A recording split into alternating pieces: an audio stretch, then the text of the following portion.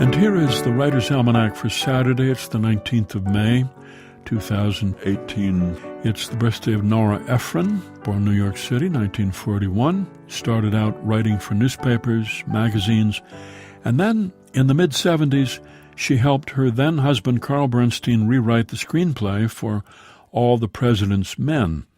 Their version ended up not being used, but she was offered a job as a screenwriter. She's since written several successful screenplays, When Harry Met Sally, Sleepless in Seattle, and her latest, Julie and Julia, and best-selling essay collections, I Feel Bad About My Neck and I Remember Nothing. And, sadly, Nora Ephron died on the 26th of June 2012 from pneumonia, a complication resulting from acute myeloid leukemia, which she was diagnosed with in 2006. The 2017 film, The Post, is dedicated to her. The Nora Ephron Prize is a $25,000 award by the Tribeca Film Festival for a female writer or filmmaker quote with a distinctive voice. Details are from Wikipedia. It's the birthday of Malcolm X, born Malcolm Little in Omaha in 1925. When he was 4 years old, living in East Lansing, white supremacists set fire to the family's home. East Lansing police and firefighters, all of them white, came to the house, but they stood by and watched it burn. When he was 6, his father was murdered. Police declared the death a suicide, which invalidated the family's life insurance. The boy's mother never recovered from the murder, went into a mental institution when he was 12. When he was 14, he told his high school teacher he wanted to be a lawyer. The teacher told him to be realistic and think about becoming a carpenter, and the boy dropped out of school the following year. He was arrested for larceny, 1946, went to prison. An older inmate encouraged him to use his time to educate himself, so he started reading books from the prison library. To improve his vocabulary, he copied out an entire dictionary, word for word, and he began a correspondence with Elijah Muhammad, the founder of the Nation of Islam, and became one of their most prominent organizers. He took the surname X to symbolize his lost African heritage. In 1964, Malcolm X broke with the Nation of Islam when he learned that his mentor was having multiple affairs, contradicting his own teachings.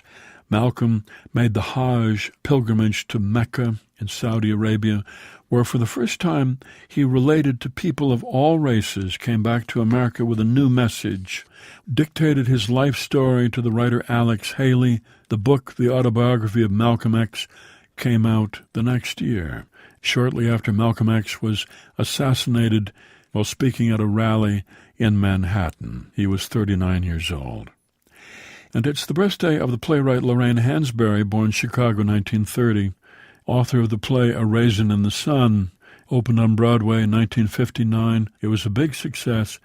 First Broadway play to be written by a black woman, and for most of the audience, it was the first time they'd seen the life of a normal black family portrayed on stage or in movies. It's the birthday of Johns Hopkins, born on a tobacco plantation in Anne Arundel County, Maryland, 1795, earned his fortune in the dry goods business, also bottled moonshine, earned a great fortune, and left his money to found the Johns Hopkins University and the Johns Hopkins Hospital.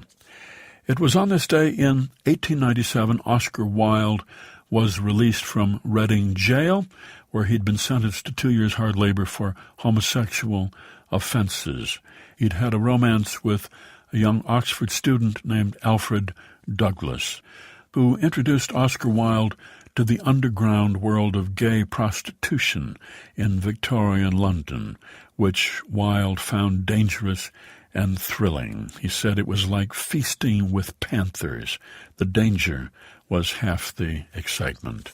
He served his 2 years in prison, was released on this day in 1897, left right away for France, where he wrote his final work, The Ballad of Reading Jail, and died 3 years later alone and penniless in a hotel in France.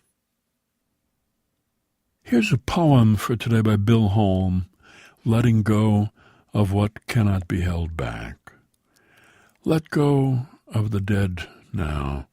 The rope in the water, the cleat on the cliff do them no good anymore.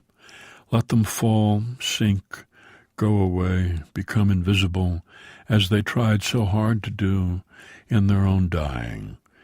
We needed to bother them with what we called help. We were the needy ones. The dying do their own work with tidiness, just the right speed, sometimes even a little satisfaction. So quiet down, let them go. Practice your own song now. Bill Holmes' poem, Letting Go of What Cannot Be Held Back, from Playing the Black Piano, published by Milkweed Editions and used by permission here on the Writer's Almanac. Be well, do good work, and keep in touch.